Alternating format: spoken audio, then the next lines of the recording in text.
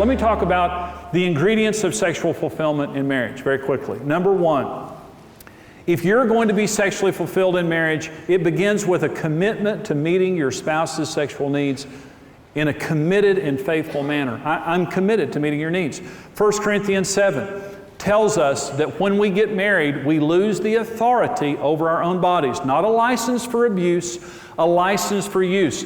When you're married, you do not have the right to use your body as a weapon. And men and women do this. Now, by the way, men reach their sexual peak at about 20 years old. Women reach their sexual peak at about 40 years old. Now, generally speaking, men are a lot more sexual than women in this regard, and especially when they're younger. But it's common as couples get older. Younger couples, it's the man wanting sex all the time, and the woman thinks he's a pervert. I mean, this is unbelievable. You know, how could you want sex that much? You need to go to the doctor. And but I mean, honestly, roll their eyes again and all that stuff. But say, you have to commit. You have to say to your husband, I accept the fact that you're more sexual than me, and that I'm committed to meeting that need in you. And my body is not a bargaining chip or a weapon. My body is your body. And this is your body for your sexual needs to get met with a good attitude. But understand this, as couples get older, it's common for a woman to begin to complain and say, I want more sex than my husband wants. He doesn't want sex as often. I want you to listen to me now. It doesn't matter. It doesn't matter who needs what where. It just doesn't matter. The only thing that matters is you're committed. Now let me stop and say, if you meeting each other's needs is based on having the same desire at the same time, you're in for a life of misery. Okay, let me talk about communication for just a minute. Men are more sexual. I mean, that's just the way that God created us. Men are more sexual. Women are not as sexual. In many cases, women just don't have a lot of sex drive, or they have very low sex drive compared to men. Now, it doesn't mean that women are never sexual, but just saying on a daily basis, men think about sex pretty much all the time. Women don't think about sex nearly as often. So what am I saying? I'm saying that a woman should meet her husband's sexual need when he's sexual, not when she is. It's based on his need. God has given her the gift of sex and him the need for sex. And literally, God gave him that need so he'd be coming back to you. Let me talk about communication for just a minute. Men don't need to communicate as much as women do. Women want deep, open, and honest communication. That's not what men need. It doesn't matter what men need. It matters what women need. And when a husband comes home and his wife says to him, I want to talk, it doesn't matter that he says to her, I don't feel like talking. I haven't felt like talking for months. I have a low talk need. I just have a real low talk drive. But I'm praying about it. I want to talk more. Well, it doesn't matter. Just suck it up and talk. You just talk. It's not based on your desire, it's based on her need.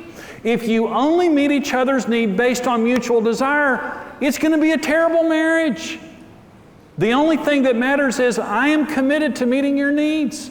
It doesn't matter if it's my need. Only thing that matters is it's your need, and I'm here to serve you and to please you. The greatest marriage in the world is two servants in love, because the servant lives to please somebody else. The worst marriages are two selfish people in love who won't come out of their world to do something for somebody else that they don't need or desire. I'm committed to meeting your sexual needs. Number two, communicating about your sexual needs and allowing your spouse to communicate. And what the devil has done is put a shame on this issue so we don't talk about it. It has to be an open issue. Talking about your sex life, your sexual needs, your sexual desires as it relates to growing in the area of sexuality. You need to talk about it and pray about it, and don't be ashamed of this area. Listen, anything in the darkness is the devil's domain. Anything in the light belongs to God. And if you won't talk about it, it stays in the darkness, and the only person who works there is the devil. But when you bring it into the light, God works in the light. Number three is sexual purity to protect the integrity of the marriage. Sexual purity. And this is a big deal in the world that we're living in. Paul says, let the marriage bed be undefiled. And here's just some basic standards about sexual purity. Number one, I will not allow fantasy or lust for a person at any time. It all begins in my mind. Jesus says if you desire someone in your heart, you've already committed adultery. Adultery, long before adultery happens, it starts in our minds.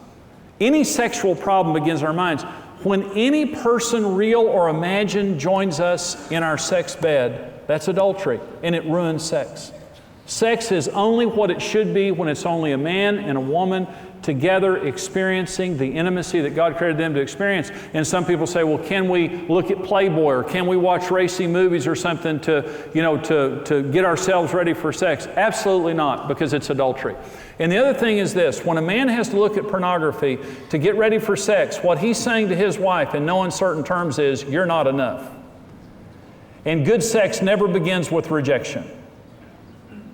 It begins by acceptance and understanding. It is a very, very dangerous thing. And by the way, in any study that has been done on pornography or anything, there's always an escalation when you get into it until you have to act it out. It doesn't stop where you think it's going to stop.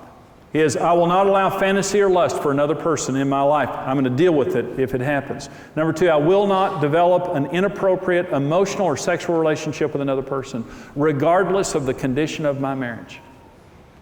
It doesn't matter if you're not meeting my needs. It doesn't matter if you're mean to me. I will never develop an inappropriate relationship with a person of the opposite sex and use you or anything else as the excuse of why I'm doing that. Adultery is rampant in the world that we're living in right now. One study said that 50% of all men, 30% of all women commit adultery through the lifetime of the marriage. But you can keep adultery from happening in your relationship. Diligently working on your marriage. In other words, when your marriage is doing bad, you don't turn away, you turn to it. You go get help, you work on it. You turn your unmet needs to God. And you say, well, my wife's not meeting my sexual needs, and that's why I'm tempted or whatever. Well, your wife needs to meet your sexual needs, but understand this: it doesn't matter if you're married or single or your needs are met or unmet. The only thing that matters is, in any time that you're going through in your life, God is there, and you need to turn your unmet needs to Him, not to another person. Because we all will have unmet needs in our marriage that we can use as an excuse for sin. I will not have a person of the opposite sex as my personal confidant or close companion. I'm not going to cross that line. I will not use the internet or any other medium in an impure manner to satisfy emotional or sexual needs. And this is true for men and women in the days that we're living in. Thank you for joining us. Partner with Marriage today and receive the Marriage on the Rock series on CD or DVD. Follow your interests and get social by connecting with Jimmy and Karen and the Ministry of Marriage Today on Twitter. Marriage Today's latest book, Happy, Happy Love, will supercharge your marriage with practical tips, wisdom, and inspiration for every stage of marriage. Visit happylovebook.com.